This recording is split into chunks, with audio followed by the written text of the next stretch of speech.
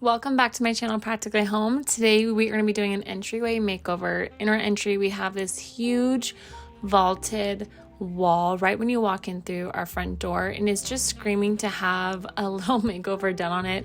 And I believe we can make this into a statement showstopper piece. So we went into Lowe's and we picked up our lumber. This cost $191. I got 18 pieces of prime MDF. We did a 1/2 inch thick, and these are 5.5 inch boards. And I also did the skinnier ones, which is going to be a 1/2 inch thick and 1.5 inches wide.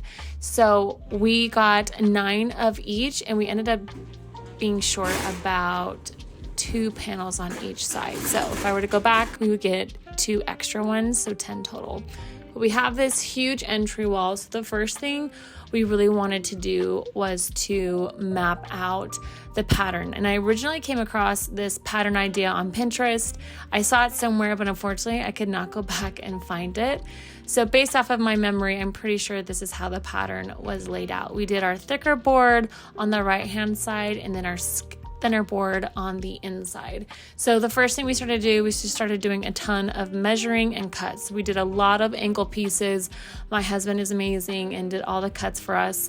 And basically once we got our first angle cut down, we just started measuring and cutting all the pieces to the wall. Luckily, we did have to use our table saw, and all the measurements started to come out really nicely. So after we started measuring them, we also came in with our brad nailer gun. This has been one of the main tools we've used for the majority of our house projects. So all we did was just nailed the panels into the wall, and then we went back in with our thinner pieces that are 1.5 inches wide, and we did about a 2-inch space in between each panel. And actually our level happened to be the perfect gap that we wanted, so we used our level as our spacing in between each panel, and then we just went in and nailed each panel to the wall.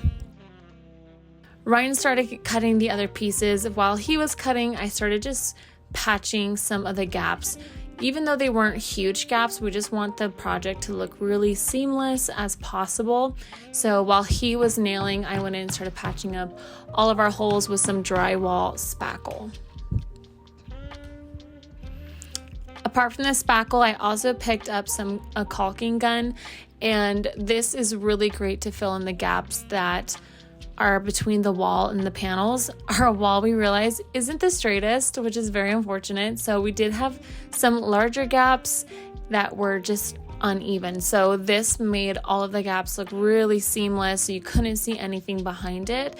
And then when you go to paint it, it will look perfect. So we picked up 8-foot panels, and we had to go in and chop the smaller pieces to fill in the rest of the wall. So this was actually kind of the most tedious part of this entire project.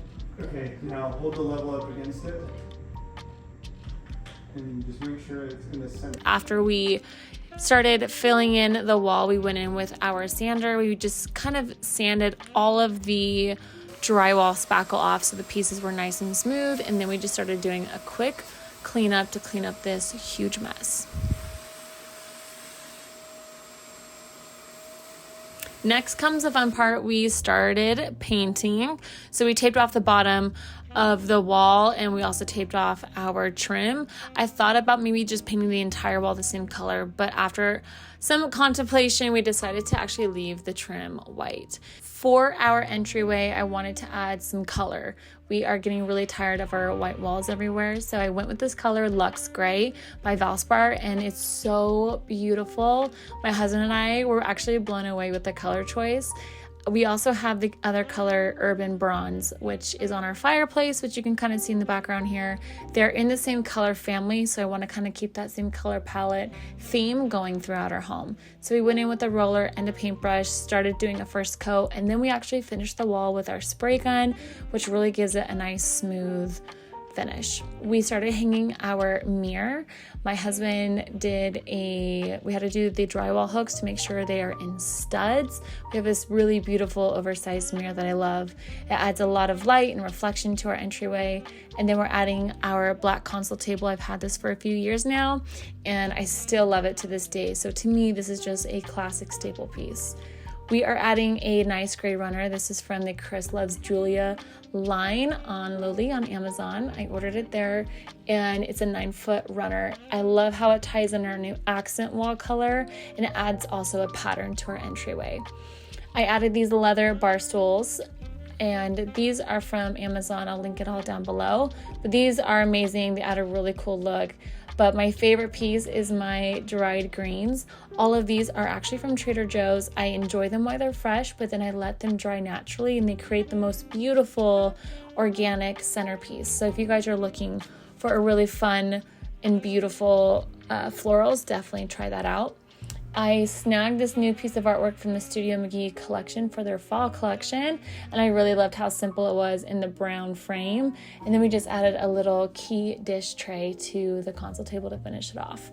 But lastly, I do want to show you this little candle I found at Home Goods. It was only $12.99, but I really bought it for the vase. The candle itself doesn't smell that great, but the vase is stunning, so we're adding it.